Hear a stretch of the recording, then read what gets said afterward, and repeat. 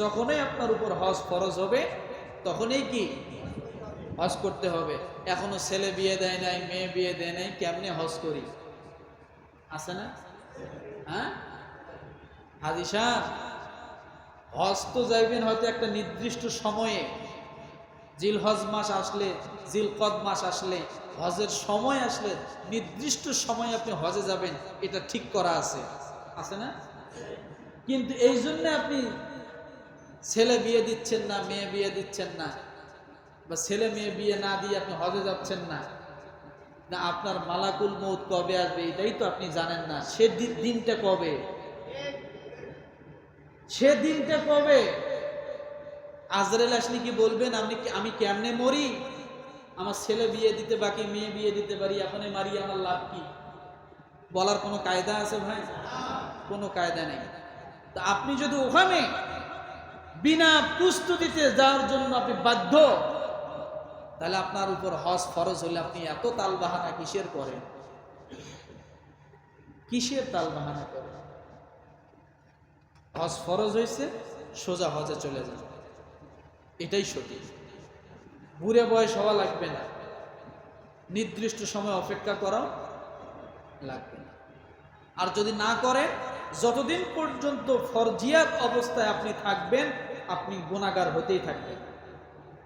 রসুলের একটা হাদিস, যে ব্যক্তির উপর হজ ফরজ হয়েছে কিন্তু হজ করেনি, সেজন্য ইহুদি এবং নাসারা হয়ে মারা গেল।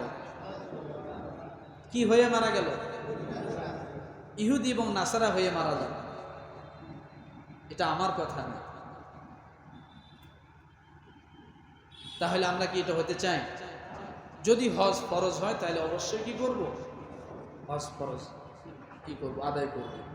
অনেকেই বিভিন্ন জায়গায় ঘুরতে যায়, আমরা কি উমরার নিয়ত করতে পারি না? কি বলে? উমরার তো অন্তত নিয়ত করতে পারি। আপনি যান, একবার ঘুরে আসেন, ভালো লাগবে। কি লাগবে বলেন? ভালো লাগবে। আমার ভাইয়েরা, এই জন্য হজটা একটা আল্লাহ তাআলার প্রিয় বান্দার হওয়ার একটা মাপকাঠি। কারো উপর হজ ফরজ হইল, সে হজ করে না, আর হলো সব করে, আল্লাহ বলে এটা প্রিয় হওয়ার মাপকাঠি নয়। যখন যে ইবাদত আপনার সামনে উপস্থিত হবে, তখন যদি আপনার সামর্থ্য থাকে, তখন ওইটা করাই হলো আল্লাহর প্রিয় বান্দা হওয়ার মাপকাঠি। ওইটা করাই কি? গত বছর কোরবানি দিয়েছেন, এবছর হয়তো দেওয়ার সুযোগ না থাকতে পারে, সমস্যা নেই। আবার আগামী বছর হয়তো সুযোগ আসছে আপনার, তখন কোরবানি দেওয়াটাই আল্লাহ তাআলা প্রিয় বান্দা হওয়ার একটা মাপকাঠি। কথা বোঝেন নাই?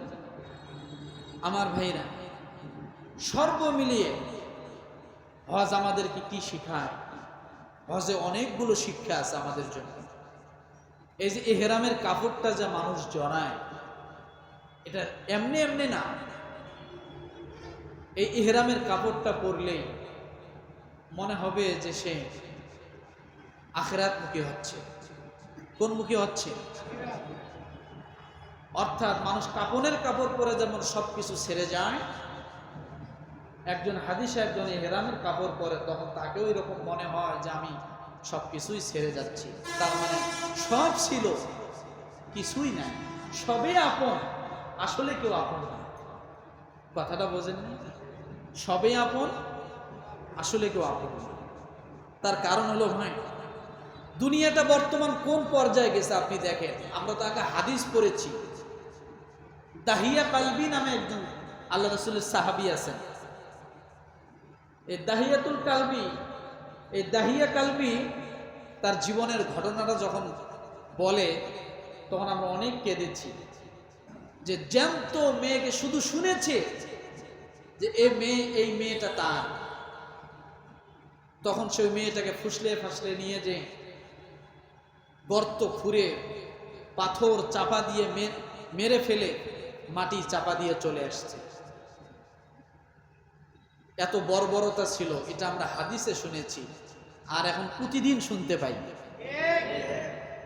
এখন কি কথা বলে না? এখন প্রতিদিন শোনা যায় গত 2-3 দিন আগে, আপনারা তো জানেনই, এই কুড়িগ্রাম জেলা বাপ মা এবং চাচি, আপন বাপ, যে মা গর্ভে ধারণ করছে তিনি আর চাচি, 3 জনে মিলে রড দিয়ে পিডাইয়া নিজের মেয়েকে মারছে প্রতিবেশীকে ধরানোর জন্য। সমস্যা কি? জমি নিয়ে বেরোত। নিজের মেয়েকে মেরে কি করতেছে? অন্যকে ফাঁসানোর জন্য। তাহলে ওই দাহিয়া কালবির ঘটনা কি এখনো শোনা লাগবে? কথা বলেন। বাস্তব ঘটনা তো আপনার চোখের সামনে হচ্ছে। মাত্র 32 বিঘা জমির জন্য প্রতিবেশীকে ফাঁসানোর জন্য নিজের মেয়েকে রড দিয়ে পিটাইয়া বিভিন্ন কোবাইয়া মাইরে ক্ষেতের মধ্যে রেখে আসছে প্রতিবেশীকে ফাঁসাবে, যাদের সাথে জমি জমা নিয়ে ঝামেলা। এটা কি বাপে পারে? মায় পারলো? তাহলে যুগটা কোথায় চলে গেছে? আমরা কি আসলে আধুনিকতার দিকে যাচ্ছি না জাহিলিয়াতের দিকে যাচ্ছি? কথা বলে না কেন? আমরা কি আসলে আধুনিক সভ্যতার দিকে যাচ্ছি না আধুনিক অসভ্যতার দিকে যাচ্ছি? পেপার পত্রিকা খুললেই কত দেখা যায়, মা তার কয়েকদিন আগে মনে হয় গত সপ্তাহে 2টা সন্তানকে গলা টিপে হত্যা করছে, আপন মা। তার আরো কি দাহিয়া কালবে ঘটনা শোনা লাগবে? তো ওই যুগের থেকেও তো আমি মনে করি এখন আরো বর্বরতা চলে আসছে।